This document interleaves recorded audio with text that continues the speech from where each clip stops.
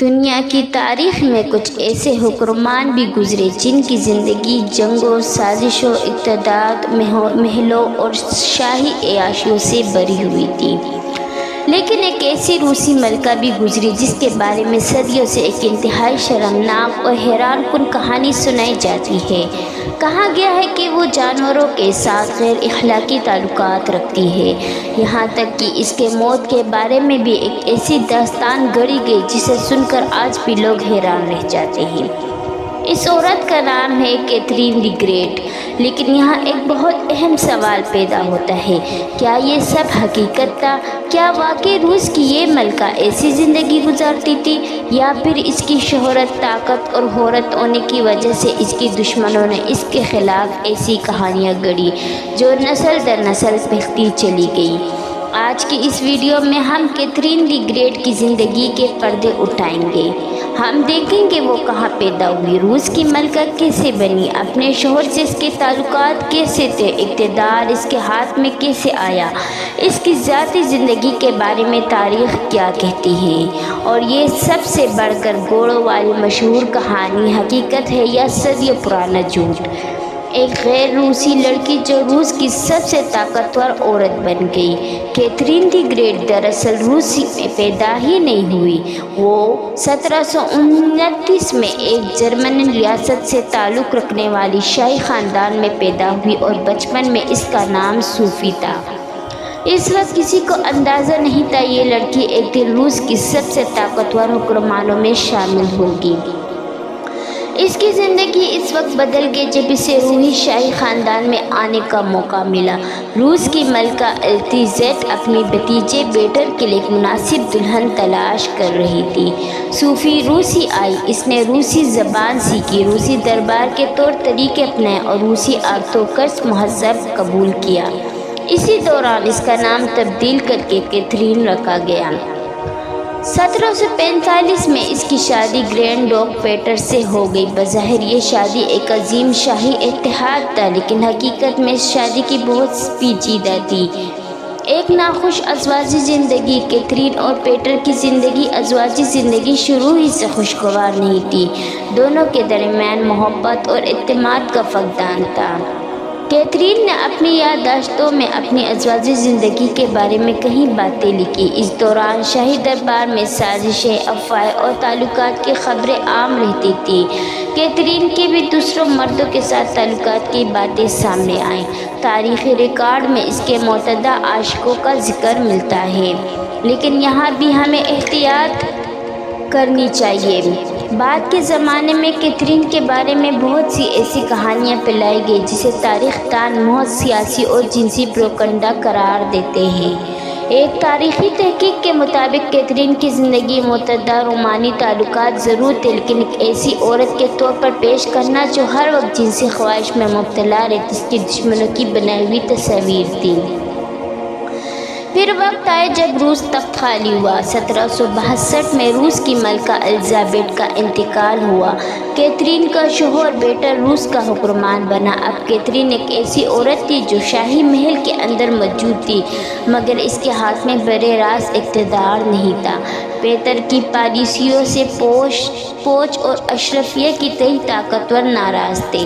صورتحال تیزی سے خراب ہونے لگی اور پھر کیتھرین نے وہ قدم اٹھایا جس نے تاریخ بدل دی۔ اس نے طاقتور فوجی حلقوں کی حمایت حاصل کی، ایک بغاوت ہوئی اور پیٹر کو تخت سے ہٹا دیا گیا اور کیتھرین خود روس کی حکمران بن گئی۔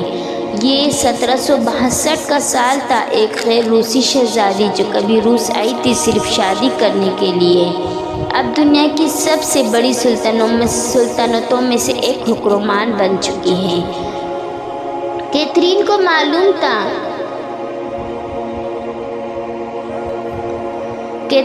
معلوم تھا روس پر حکومت کرنا معمولی کام نہیں۔ روس ایک وسیع سلطنت تھی، جنگیں، سیاسی دشمن، اشرافیہ، فوج اور مختلف علاقوں کے مسائل اس کے سامنے تھے۔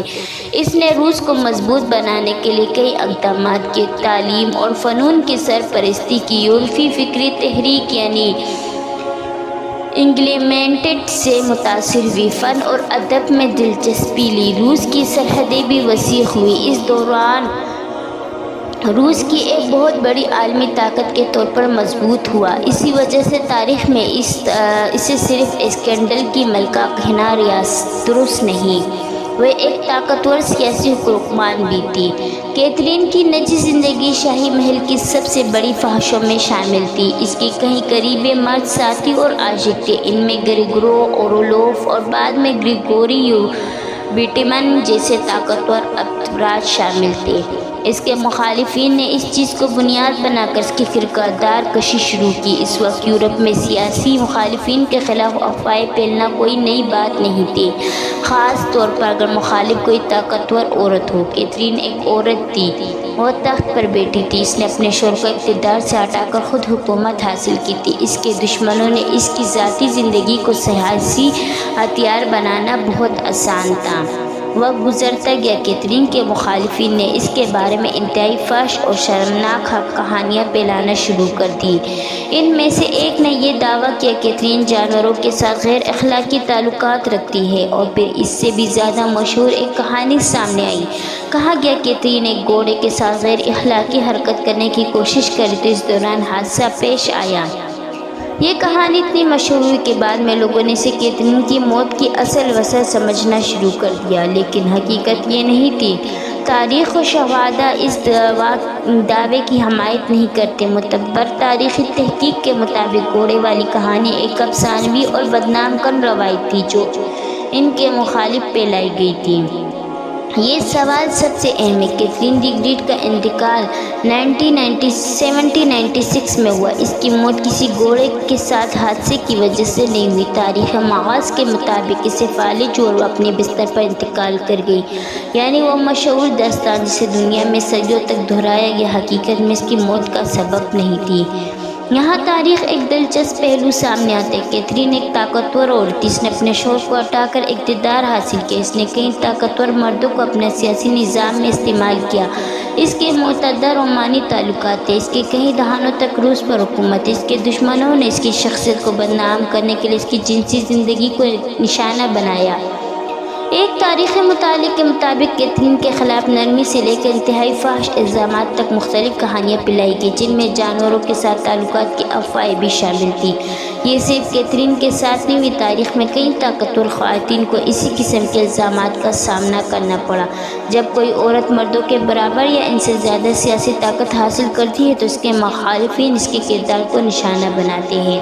نہیں، اور کیا وہ صرف ایک بدکار کردار عورت تھی؟ یہ بھی درست نہیں۔ تاریخ اتنی سادہ نہیں ہوتی۔ کیتھرین کے دور میں روس کی طاقت بڑھی، اس نے تعلیم اور فنون کی سرپرستی کی، اس نے روس کی سرحدیں وسیع کی، لیکن دوسری طرف اس کے دور میں جنگیں بھی ہوئی، سیاسی ظلم و جبر بھی موجود تھے، اور اس کے اقتدار تک پہنچنے کا آغاز ایک ایسی سیاسی بحران سے ہوئی جس میں اس کے شوہر کو تخت سے ہٹایا گیا، پھر وہ قتل ہو گیا۔ لہٰذا کیتھرین کی شخصیت میں کامیابی، اقتدار، سیاسی ذہانت، ذاتی کمزوریاں اور متضررہ پیشے سب موجود تھے۔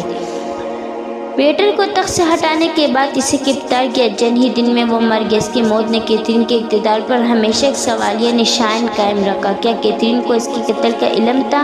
اس بارے میں قطعی ثبوت موجود نہیں۔ کیتھرین نے خود قتل کا حکم دیا، لیکن چونکہ پیٹر کی موت اس کے اقتدار سنبھالنے کے فوراً بعد ہوئی، اس لیے یہ واقعہ اس کے سیاسی ورثے کا ایک تاریخی حصہ بن گیا۔